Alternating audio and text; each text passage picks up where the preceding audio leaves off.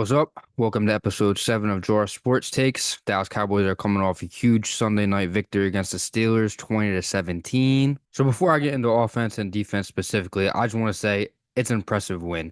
We're down numerous guys. Numerous guys go down like Nealon, Guyton during the game. Parsons, D-Law don't even play. And they still come out in prime time after an hour and 20-minute delay in the rainy, terrible weather, and they beat a 3-1 team. You can't really ask much more than that for them to come out and actually look like a pretty damn good football team throughout 4 quarters. Obviously, mistakes here and there. It happens. But all in all, before the game, I didn't think we were going to win. I thought it was going to be a close game like it was, but I thought the Steelers were going to be able to pull it out in the end. But, Dallas went down in that fourth quarter, put a series together and, win it on with 20 seconds left in the game. Obviously, there's a lot of stuff to clean up. The red zone opportunities going 1 for 4 right there. That just can't happen. The 3 turnovers by Dak can't happen. Inexcusable. But there is some good things to look at. Tolbert looked like wide receiver too. I feel like he solidified that as a big, big plus going in, the halfway mark of the season before the bye week.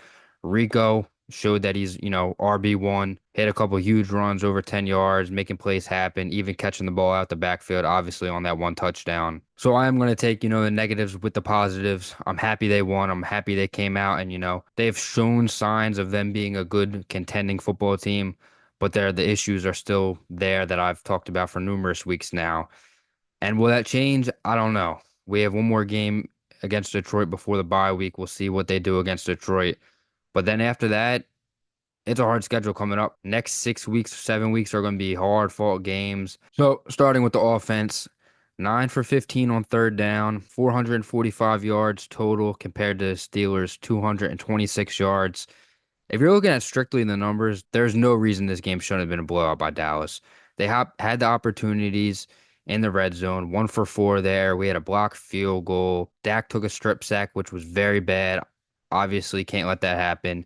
The first pick, thrown to CD on the left side of the field, looked like they weren't on the same page. CD came to the sideline, says, throw the ball up for jump ball. But his second pick is inexcusable. Obviously, after a 15-yard penalty by Brock Hoffman after he came in the game on his very first play, I'm pretty sure, got his push back 15 yards, and then Dak, wanted to go for the long shot, overthrew Tolbert into double coverage. You just don't need that right there. And I think that's one of the bad mistakes that he does make occasionally. But even with the interceptions, he drove down the field, final drive of the game, put us on the board. He's clutch. He made throws when he needed. He had the right decisions down the stretch. And, he's a clutch guy. He's a clutch quarterback, top 5 in the league. When it came down to it, he made the plays. He drove us down the field and he led us to a win. So other than him, Rico, like I said, had a great game. Tolbert, great game. Tolbert, obviously the game winner too, 8 for 87. Rico went 20 for 87, had a receiving touchdown, also about 25 yards in the receiving game. Both them guys, I think this was their coming out party. I know it happened in week 5, but at least it happened. Knowing you have other guys that can make plays is a huge, huge plus at this point in the season because I've been harping on we don't have playmakers. And if Rico solidified that RB1 and Tolbert solidified that wide receiver 2 with Cooks being out, I think the offense looked a lot better down the stretch this game. Guyton went out. Obviously, he got hurt. And that run game after he left and TJ Bass played left guard, I think they looked a million times better. Obviously, Guyton's got a lot of hate, a lot of holding calls, but coming out the draft, everyone knew he's a raw prospect. That was the big thing about him. Like, it's going to take time for him to get accustomed to that left tackle position, one of the hardest positions in football, if not the hardest. And it's going to take time for him to develop. So, being a guy that hasn't played a ton of snaps in college at left tackle, he played right tackle in college. He has to get accustomed to it. So I'm okay with letting him sit if he is hurt, even if he isn't hurt, and just seeing, how this offensive line with TJ Bass in there looks, especially in the run game. And we went to a lot more power run in the second half rather than zone running, which we've been doing for the first 4 weeks of the season. And obviously that paid dividends. I mean, that run game looked very, very good in that second half. Rico should be getting 90% of these carries. I don't think that really should be a discussion at this point. Only reason I see Zeke coming in here and there is, the goal line, which second to last play of the game, I really wish Zeke got that instead of Rico. That's not his type of, play. Let Zeke pound the rock and get that touchdown right there. I think he has a little more vision on the goal line. Obviously, if you watch the play, Rico had a huge hole behind Lipke to the right side. He would have walked in the end zone, but instead jumped over the pile, fumbled. Thankfully, Dak got the ball back. But, and also, we played one of the best defensive players in the league in TJ Watt. And I think for the most part, Steele played a pretty damn good game. He was getting help, obviously, out there, getting chips from Ferguson here and there. Running backs coming to help out too. But for the most part, we kept him in check. And, that was a good thing to see. So before I speak on the defense, I want to talk to you all about this last play.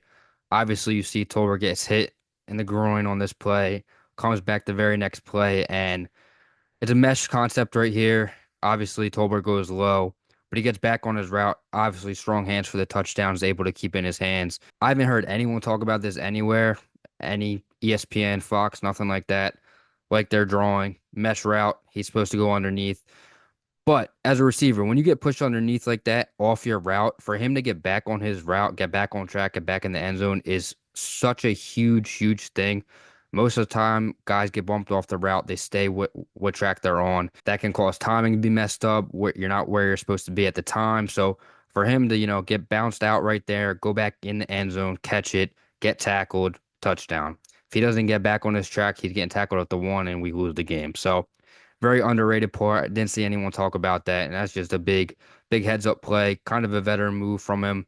Obviously, a young guy coming into his own in this game. So very happy for him. I'm glad to see him, flourish and hopefully, he keeps that wide receiver two position on lock. So speaking on the defense, I think they played a hell of a game. Only let up 17 points. Only issues I really have is they didn't have enough takeaways. There were some plays where they could have had interceptions.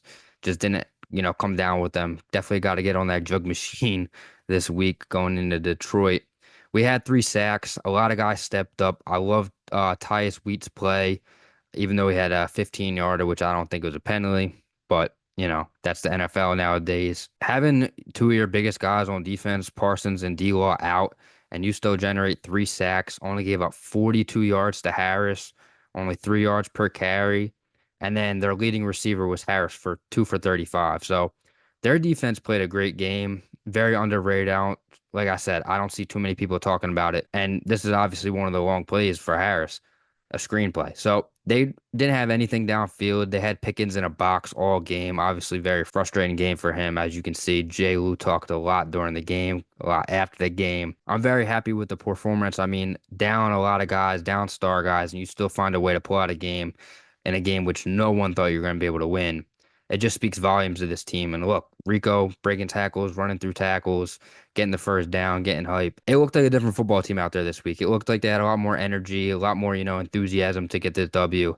And that's after an hour and 20-minute delay, too. I mean, I know personally, if there was a delay to a football game, you get tired, then you get tight, and, you don't have the same momentum going into the game if it was to start on time. So big ups to Dallas for, playing great and getting that W. So like I said in previous videos, these next 6 weeks are not going to be a cakewalk. We have Detroit this week in prime time at home.